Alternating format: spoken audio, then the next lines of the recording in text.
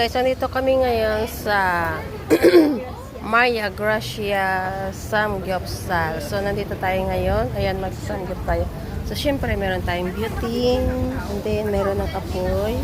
Ito. Tumutulo dito yung mantika. So, nilalagyan nila ng parchment paper para hindi sila mahirapan maglinis. And then, meron tayong beef. Ayan. Syempre, meron tayong kimchi and gunting.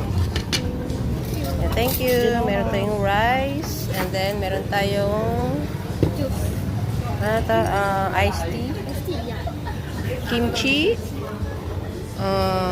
banana, and then meron tayong corn and then radish pickles and then radish pickles and small potato.